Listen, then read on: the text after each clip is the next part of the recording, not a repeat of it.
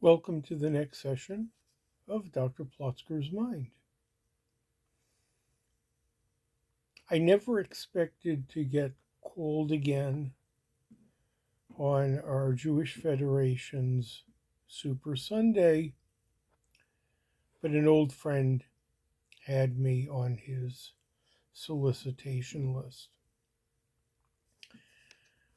I had dropped out in the mid 1990s, so it's more than 25 years ago, completely repackaging my obligation to give some of my treasure to worthy Jewish causes. It turned out that I donated at an amount well in excess of what I ever gave to the Federation when I was one of their participants for a dozen years or so, and found it much more gratifying to do myself.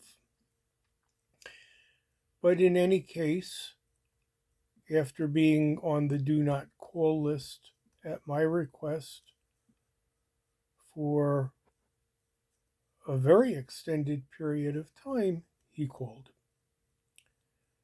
I was cordial. He is, after all, an old friend. Had I been called by a macher, a partner in one of those law firms who thinks everybody earns what they do, I like to think I would be similarly cordial and similarly candid.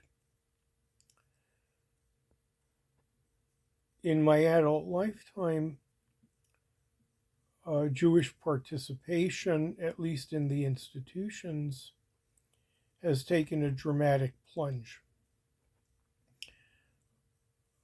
We have Jewish nuns, that is, Jews of Jewish background and ethnicity who understand that they are Jewish, but when you ask what is your religion, they will either say no religion or sometimes generic Jewish. It's gotten very common. My sense is that it is also quite widespread and generated by not isolation from the community, but immersion in the community with experiences that some people would rather not have again. I think that was the case with me. You could have quite a title and be generous with your assets to become the darling of Federation or any other Jewish agency and be a pretty contemptible person. I know for sure because I've met some. And indirectly, we read about them every Yom Kippur, since that is what the Haftorah for Yom Kippur, which was written by Isaiah, is primarily about. Attrition is not good. Attrition for cause is worse. But that seems to be what we have, a form of leadership generated atrophy. While this was occurring, and it took about 40 years to evolve, not only were titles given to people who congratulated each other in their own agencies, but a culture developed where you were treated expediently and rarely as somebody who has the entitlement to importance or dignity. I suspect that had I been called by somebody of loftier title who I didn't know, other than my friend who I did know, the conversation would not have come to an assessment of Jewish experience. It would have been very direct. I am here to get your pledge. If you don't want to give a pledge, goodbye. I don't want to talk to you anymore, which is how it had been at my initiation 25 years before. It does not serve the community well. I don't think it's going to be corrected. My synagogue, where I've been for 25 years, after defecting from a different synagogue, again prompted by misconduct of the in crowd to people who were vulnerable,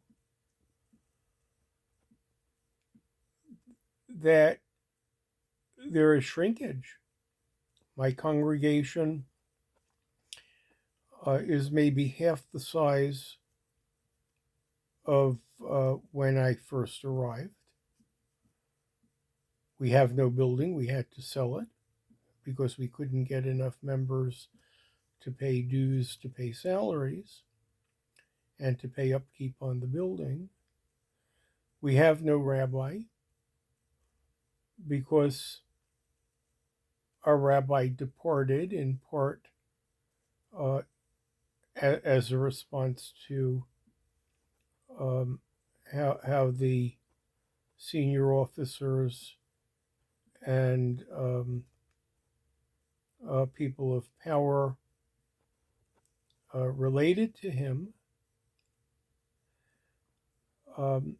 We come from a culture where people play favorites.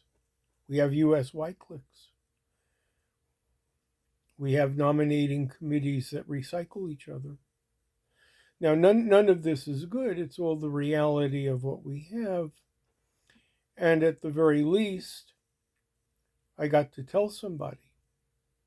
The person I got to tell, as nice as he is and as dedicated as he is also somebody ineffectual who does what the big boys tell him to do. And hears what you tell him and rationalizes it away. Yes, there is decline in interest. Yes, there is loss of talent. Yes, there is loss of respect for many of the people who you encounter.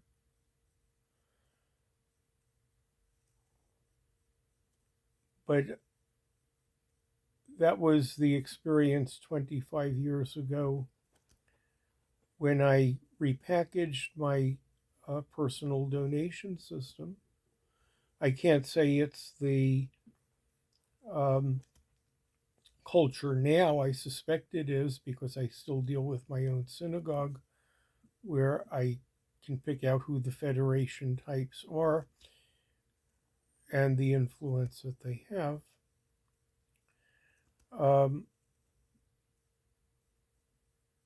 But I politely told my friend that I will think about writing a check on the day of the year that I've assigned to writing a check. But I will not pledge an amount to him from this phone call. And I'm probably not the first person or the last who made that judgment. Thanks so very much for joining me at Dr. Plotzker's Mind.